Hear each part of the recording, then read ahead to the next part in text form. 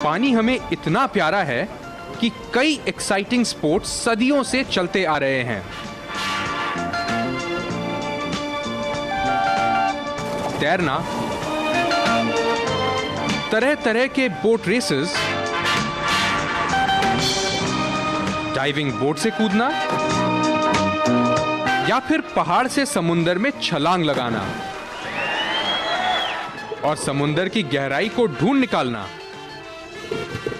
इससे एक्साइटिंग तो और कुछ नहीं है। मगर ये मत सोचिए कि ये बहुत आसानी से हो गया। पानी को काबू करने के लिए इंसान का सबसे बड़ा हथियार रहा है विज्ञान और विज्ञान की समझ। आज की कड़ी में हम यही बहुत नजदीकी से देखेंगे, कैसे हमारा शरीर ही कभी तो हमारा दोस्त बनता है और कभी हमारा दुश्मन, और कैसे हमने ऊंचाई और गहराई की सीमाएं माप ली हैं।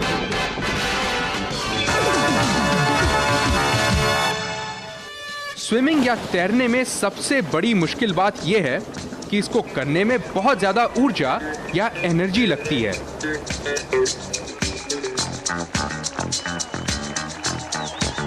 इसका मुख्य कारण है कि पानी हवा से करीब 1000 गुना ज्यादा डेंस होता है।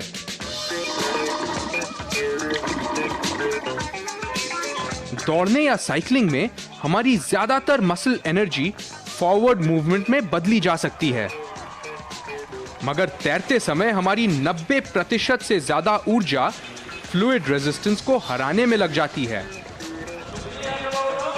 इसीलिए इंसान 100 मीटर तो 10 सेकंड में दौड़ सकता है, मगर तैरते समय अगर आप 5 माइल्स पर आवर की स्पीड पकड़ सकें तो काफी अच्छे स्विमर माने जाएंगे। तैरते समय सबसे बड़ा विलन है एक छोटा सा प्यारा सा 4 अल्फाबेट का वर्ड, ड्रैग। और परेशानी की बात यह है कि स्विमर्स को 3 तरह के ड्रैग्स का सामना करना पड़ता है। सबसे पहला और सबसे महत्वपूर्ण, फॉर्म ड्रैग।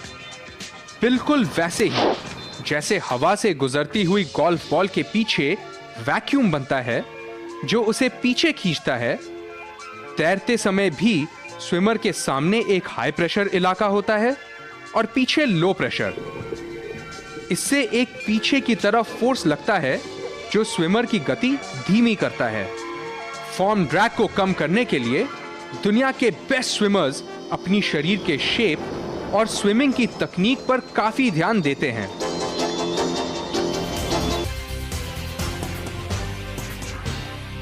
हवा से भरे हुए फेफड़ों की वजह से शरीर के ऊपरी हिस्से में उत्प्लावन या बॉयंसी ज्यादा होती है। इससे एक नेचुरल टेंडेंसी होती है हमारे शरीर के स्लांट करने की, जिससे छाती और ऊपर का हिस्सा ऊपर की तरफ उठता है और पैर नीचे की तरफ खींचते हैं। अच्छे स्विमर्स सही तकनीक के इस्तेमाल से अपने शरीर को सीधी रखकर तैरते हैं, जिससे ड्रैग कम होता है।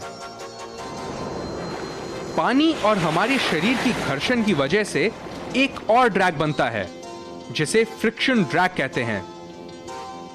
शरीर से चिपके हुए सूट्स तैरते समय फ्रिक्शन ड्रैग को कम करने में बहुत काम आती हैं। और फाइनली वेव ड्रैग, जहां फॉर्म ड्रैग स्विमर को पीछे से खींचता है, वेव ड्रैग स्विमर के सामने एक दीवार खड़ी कर देता है। तैरते समय स्विमर के सामने वेव्स बनते हैं। स्विमिंग जितनी तेज होती है, वेव्स उतने ही बड़े होते हैं और तेज तैरना उतना ही मुश्किल। पानी में छलांग लगाते ही जो वेव्स बनते हैं, उसके ड्रैग से बचने के लिए स्विमर्स थोड़ी दूर पानी के अंदर तय करते हैं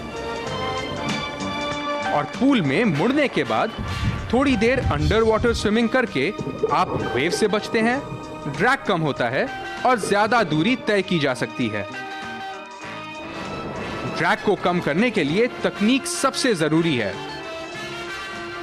सबसे तेज स्ट्रोक्स लगाने का मतलब नहीं है कि आप सबसे तेज तैर सकते हैं। इनफैक्ट टॉप लेवल पर जो स्विमर एक लैप में जितना कम स्ट्रोक्स लगाता है, उसकी जीतने की संभावना उतनी ही ज्यादा होती है।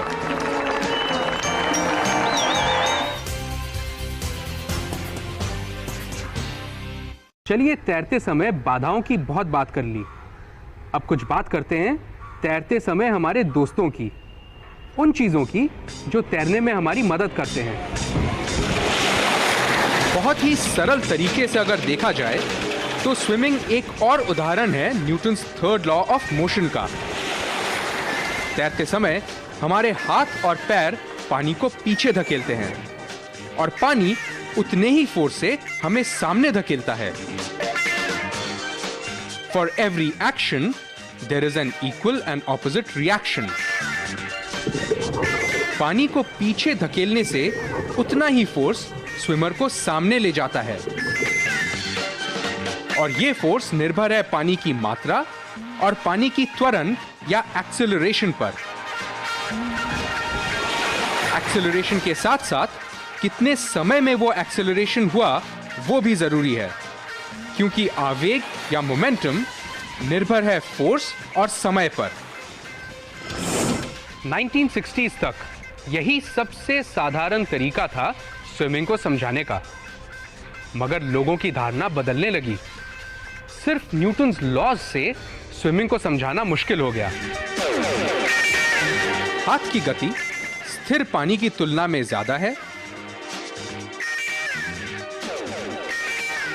और गतिशील पानी की तुलना में कम।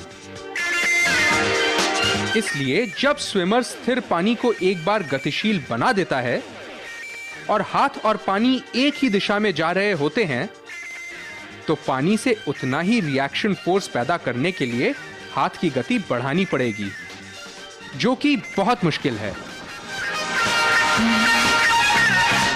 ये बात तो साफ हो गई थी कि इस सिक्के का एक और पहलू भी है। वैज्ञानिक ये कहने लगे कि पानी में तैरना हवाई जहाज के उड़ने से कोई अलग नहीं है। चौंक गए? मैं भी चौंक गया था। आइए देखते हैं कैसे। सबसे पहले समझते हैं बर्नौलीज प्रिंसिपल को। जब हवा या पानी एक ऐसी चीज की संपर्क में आते हैं जिसका एक हिस्सा दूसरे हिस्से के मुकाबले ज्यादा कर्व्ड हो, तो जहां ज्यादा कर्व होता है वहां हवा या पानी की गति ज्यादा होती है, क्योंकि कम समय में ज्यादा दूरी तय करनी पड़ती है। जहां स्पीड ज्यादा होती है वहां प्रेशर कम होता है और जहां स्पीड कम वहां प्रेशर ज्यादा। जहां प्रेशर कम होता है उस तरफ एक फोर्स लगता है जिसे लिफ्ट भी कहते हैं। तैरते समय हमारे हाथ एक हवाई जहाज की विंग की तरह बर्ताव करते हैं। हमारे हाथ का एक हिस्सा दूसरे हिस्से के मुकाबले ज्यादा कर्व्ड होता है। जिस तरफ प्रेशर कम होता है उस तरफ एक लिफ्ट मिलता है। लिफ्ट पानी के फ्लो के 90 डिग्रीज पर लगता है, इसलिए स्विमिंग करते समय लिफ्ट स्विमिंग की दिशा में लगता है और स्विमर की गति बढ़ाता है। एक स्विमर की तकनीक समझने के लिए न्यूटन्स लॉज ऑफ मोशन और बर्नौलीज प्रिंसिपल को मिलाकर एक नजरिए से देखना पड़ेगा।